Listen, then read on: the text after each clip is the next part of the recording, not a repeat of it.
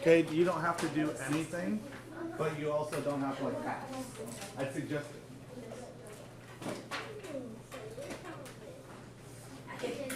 Everything in life's a choice. You can choose to do well, pass, be able to get across.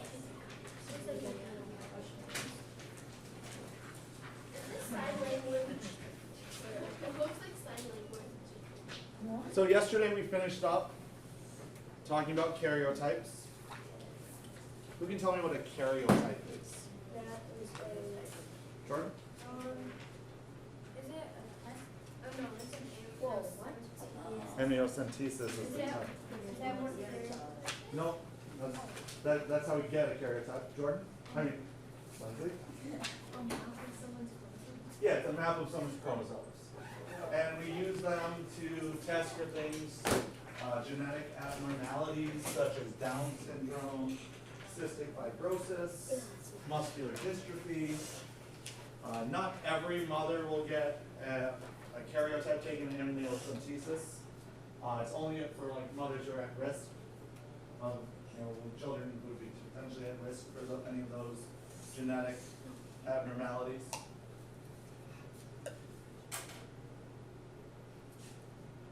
So one of these abnormalities is Down syndrome.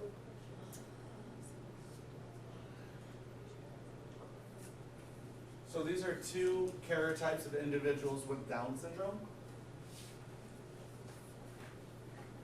And if you look at the 21st pair of chromosomes, what do you notice that's different? Avery? Yeah, there's 3. You guys all see that? So there's 3 chromosomes. How many chromosomes are supposed to be in each pair? 2. So during the mitosis-meiosis process, the splitting of these chromosomes didn't happen properly. And either the sperm or the egg cell had an additional 21st, so instead of having just 1, it had 2. And then combined with the 1 that was in the other gametes, so now it has 3. And when someone has 3 of the 21st chromosomes, they are born with abnormality called Down syndrome. What else can you tell by each of these two? Like most of the strands, like either plain down or like stretched, like really weird looking.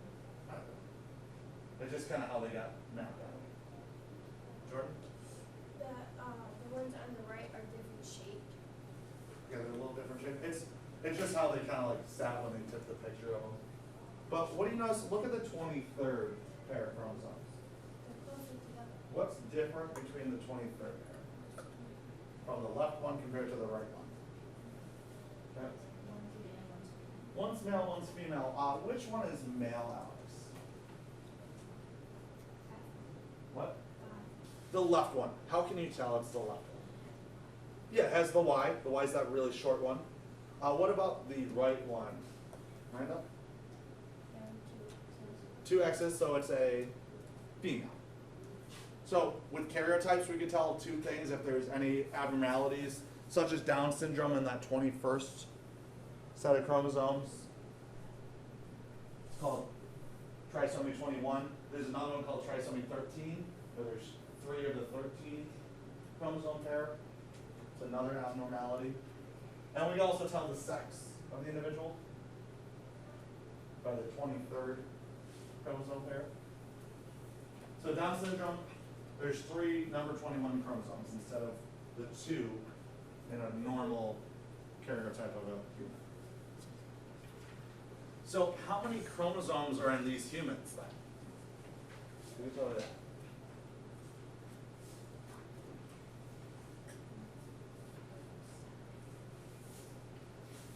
Kyle? 47. How do you know it's 47? How many are they supposed to have? 46, Emily. How does Kyle know there's 47?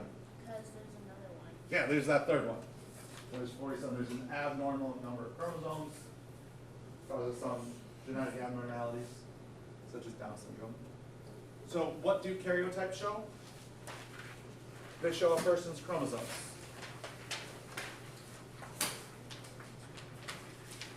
Picture of their chromosomes.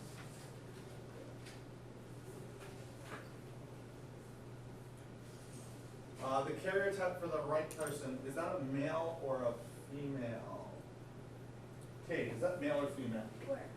To the right, this karyotype. For a male or a female? What, it's not a male. Is this the karyotype for a male or a female? Oh, female. Female, okay. How do you know? How do you know? You take a picture of this, okay.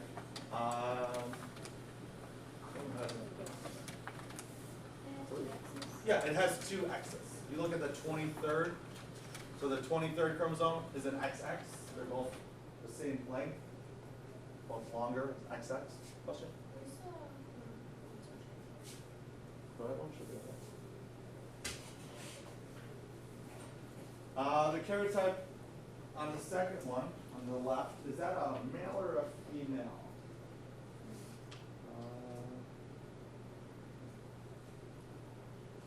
Male. What genetic abnormality does it have?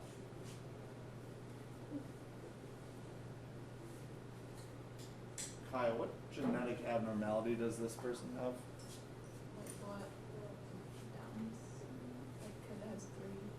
Down syndrome? Because why?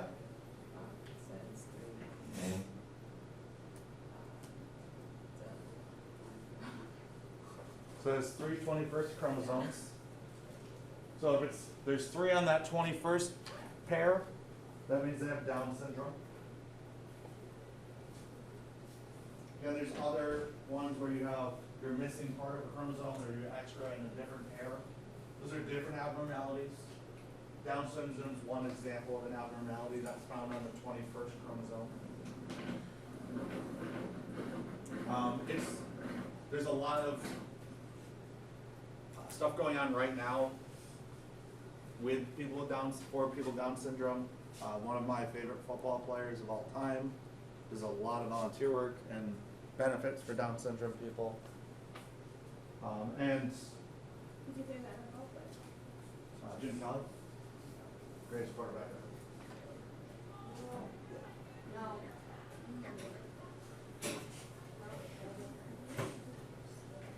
Don't say No.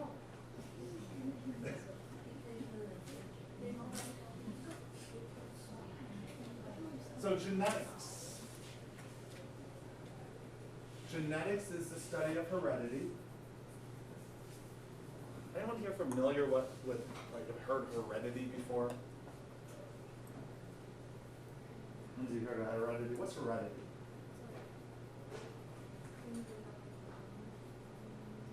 Okay, so things you have in common with your family members, traits passed down. Yeah, it's the passing on of genetic information from one parent to their offspring. Well, 2 parents. So each parent passes on genetic information to their offspring. And that's heredity.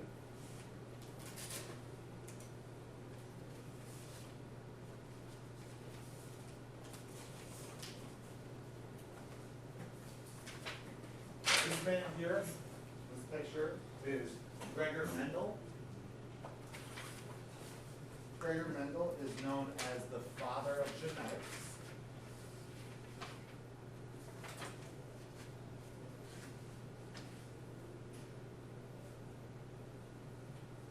Between 1822 and 1884. And what he did, he crossed the pea plants. So he was looking at pea plants, noticed that they're different colors, the peas were different shapes, some were like brown, some were wrinkly, some had like white flowers, some had purple flowers. And he was just looking to see like how these traits were passed down from one generation to another generation. And what he did is he crossed a white plant with a purple plant, tall plant with a short plant, wrinkly peas ground peas. And he observed what happened in their offspring, what their traits looked like.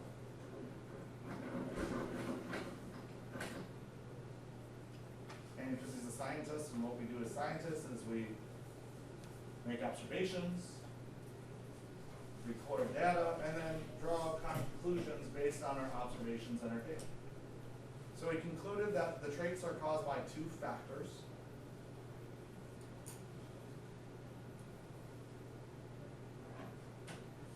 We didn't really, back then, genes weren't actually discovered yet, so we called them factors.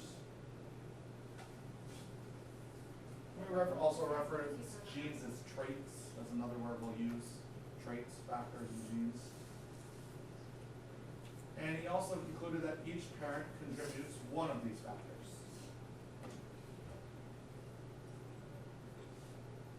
So therefore, each sex cell or gamete contributes one of those factors. So every sex cell, each sex cell from each parent will contribute one of the two factors.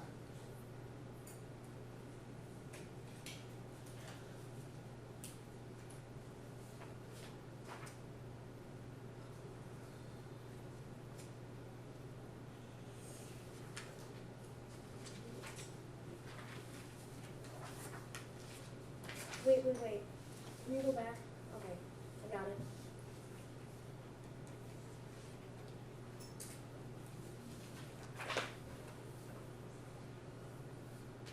You guys should remember this from when we talked about plant reproduction.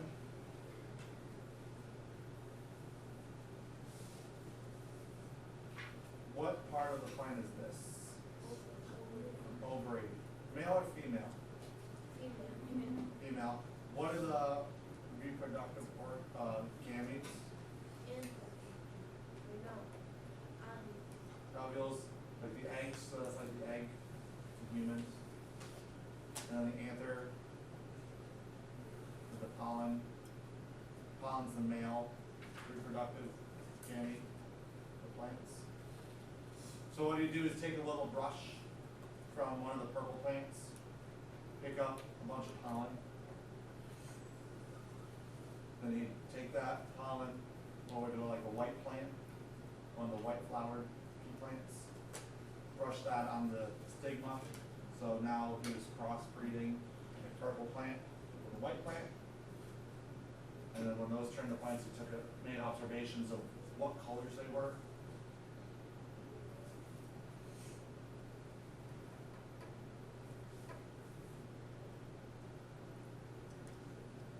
So each human cell contains 46 chromosomes, 23 pairs. How many chromosomes are in a sperm cell?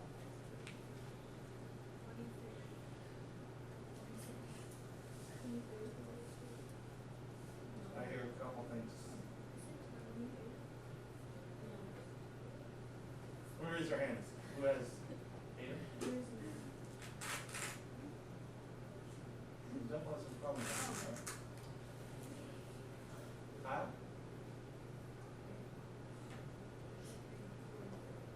What? 23? Remember we said it's a sex cell, so it has how many chromosomes compared to a normal cell? Half. Then we have the egg. Egg has how many chromosomes? Yeah. How many chromosomes does it have? 23. And when the egg is fertilized by the sperm, they form a body cell, 46. which has 46 chromosomes. So it's actually a full body cell. So gametes have half as many chromosomes as a normal body cell.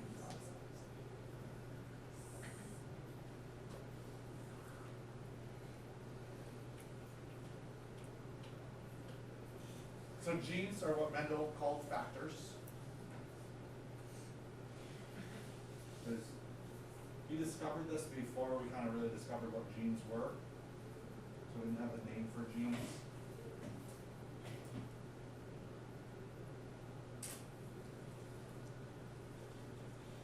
Genes were more discovered by Levi Strauss. Nothing? Okay. Levi Strauss guys, jean company, blue jeans.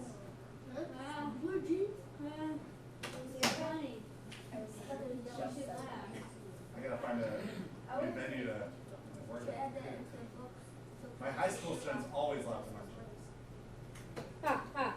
There you go, they did that. So the genes come in, he said there were two factors, and they come in two forms. So the two forms, one form is a dominant gene, or a dominant factor, a dominant trait, and a recessive gene, or recessive trait. The dominant is just the strong form of a gene. What do you think the recessive is? Weak form, correct. Very good.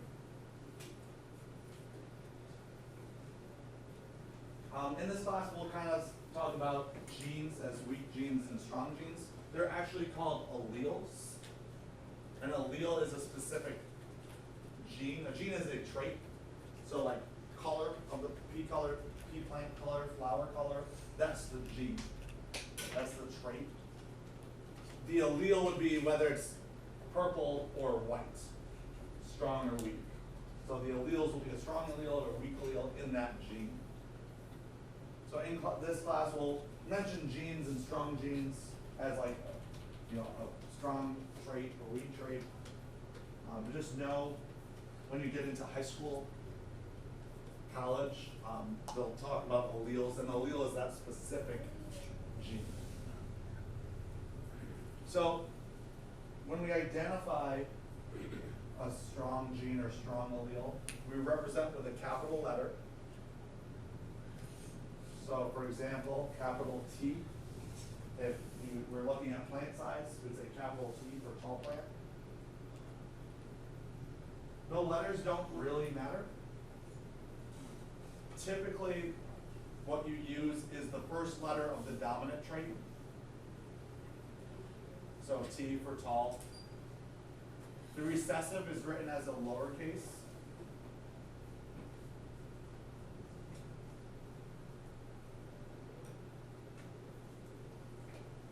For example, little t for short plant. So you use the same letter, and you use the letter of the dominant trait just in lowercase.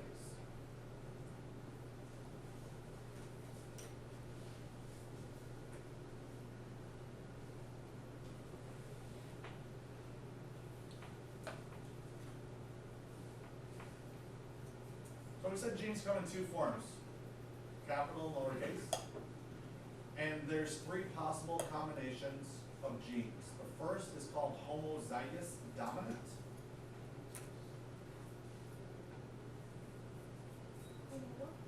Homozygous.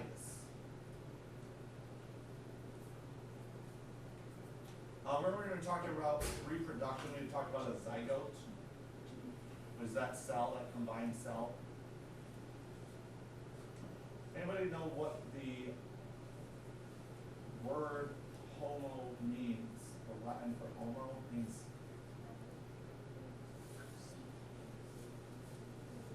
Yeah, it means one. Very good, Lindsay. So it means one.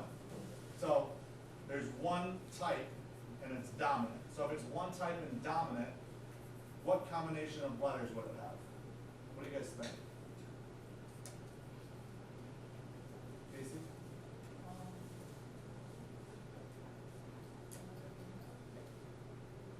So it's going to have a combination of either dominant or recessive. So if it's one type dominant, what letter, do we use a capital or lowercase for dominant?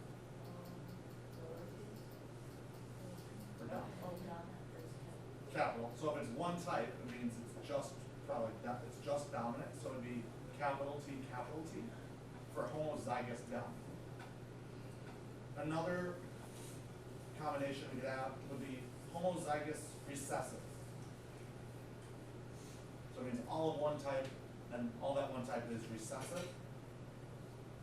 So that would be what is Lowercase? lowercase t. Lowercase t, lowercase t.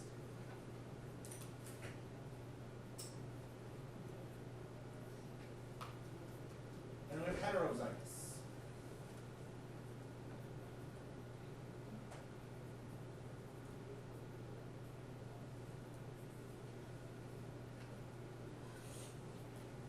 Natalia, what do you think heterozygous is?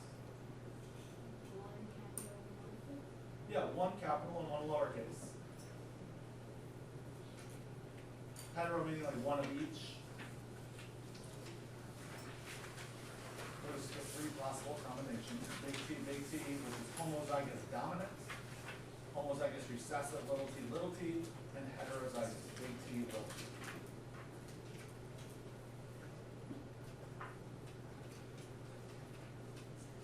So if we said that, I believe purple was the dominant, is that fair? We found, Mr. Ross, what's that? Purple dominant? Yes. Purple is dominant. So a homozygous dominant plant, what would that plant look like? What color would that plant be? Okay, purple's dominant, white's recessive. Yeah, be purple. For a tall, if tall is the dominant and short's the recessive, what would homozygous recessive look like? It'd be short. Okay, what about for the plant size of heterozygous? What do you think, Kaya? You think it'd be dominant, or, so heterozygous for plant size, yeah. It'd be tall, short, what do you think? Medium. You think it'd be medium? Or tall. What do you think? Medium. Big- Okay, Kyle?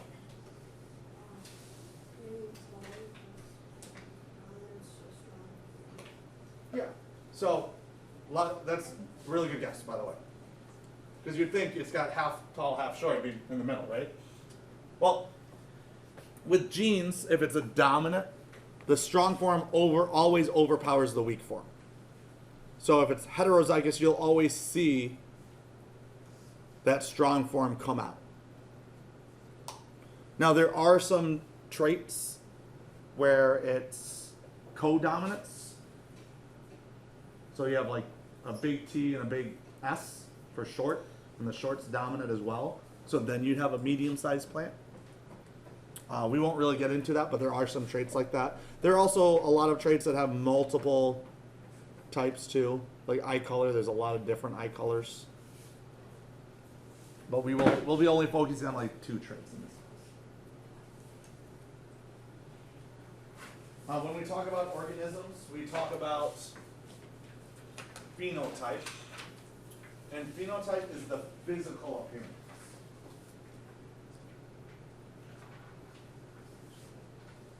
So that's whether the color is purple or white, what it actually looks like, if it's tall or short, if the peas are wrinkly or round. That's the phenotype, the physical appearance. Genotype, when looking at that word, what do you think that is? Yes, the genetic makeup. And the phenotype's always described in a word, so like blonde, brown, purple, white, tall, short. The genotype's the genetic makeup.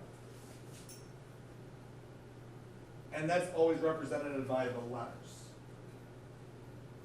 Big T, little b, little b.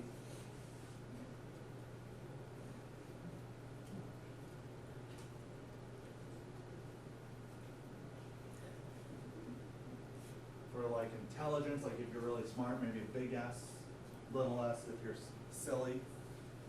So I'm like big S, big S.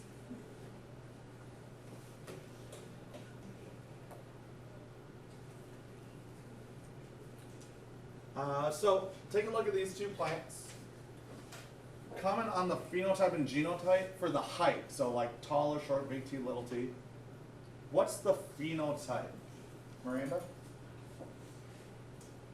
For the plant on the left. Tall. What about its genotype? Kai, what's its genotype then?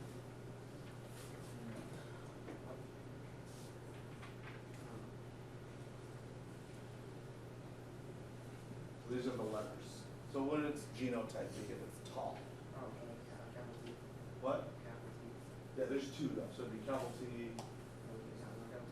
capital T, or it could be big T, little t. Because what did we say about dominant traits? Lindsay? One, the other one, and Yeah, so if a big T is in there, it'll overpower a little t, and you'll see in the phenotype that dominant trait. So in this class, we can kind of make the assumption that brown hair is a dominant trait and blonde hair is recessive. So if you have, and we could say if you have really dark hair, dark brown, you're homozygous dominant for brown. If you have medium light brown hair, you're heterozygous. If you have blonde hair, you're homozygous recessive for blonde hair. So cat is homozygous recessive for blonde hair. Should be little b, little b. Kate's kind of getting normal medium brown hair, so he'd be heterozygous, but his hair's still brown. Because that's what shows up. What about the phenotype for this other plant? What's the phenotype for that plant, Ryan? The phenotype? Yeah. Little. Little, short, small. What's its genotype? Guys, that a hand? Yeah, okay. 2 lowercase t's. 2 lowercase t's. Why can't it be little t, big T? Because the big T, it's dominant, so right. They're overpowered. So it doesn't matter really which order you put in the t's. It could be big T, little t, big T. Typically, if there's a big T, we usually put that first.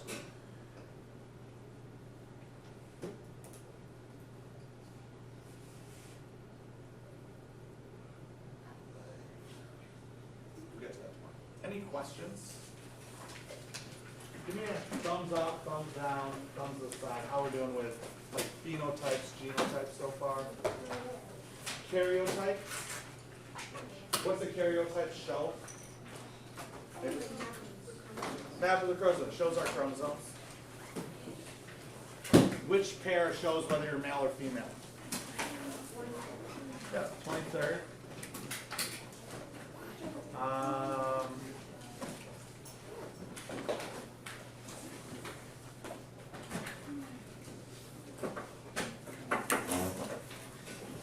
Let's see.